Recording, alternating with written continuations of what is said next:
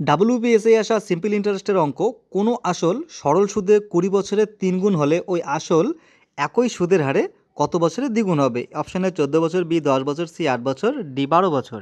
দেখো 20 বছরে 3 গুণ হয়েছে, তার মানে যদি আমি 100 টাকা ধরি আসল, তাহলে এটা 20 বছরে কত হয়েছে? 3 গুণ মানে 300 টাকা। তাহলে দেখো 20 বছরে বাস্তবে 100 থেকে 300 হতে 20 বছরে কত টাকা সুদ পেয়েছে? 20 বছরে 200 টাকা সুদ পেয়েছে, কারণ এটা ছিল 100 ছিল আসল।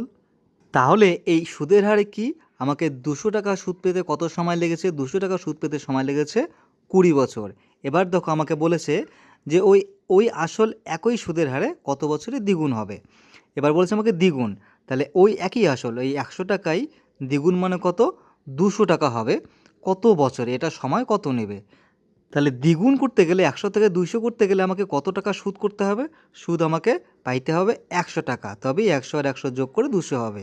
তাহলে এই 100 টাকা সুদ পেতে আমাদের সময় কত লাগবে? বাস্তবে এটাই বের করতে হবে। তাহলে দেখো 200 টাকা সুদ বের করতে আমাদের সময় লাগছে 20 বছর, 100 টাকা সুদ বের করতে সময় লাগবে কত বছর? তাহলে আমি যদি কাটাকাটি করি, এইখানে বেরোবে 10, তাহলে উত্তর হবে 10 বছর। অপশান বি হবে উত্তর।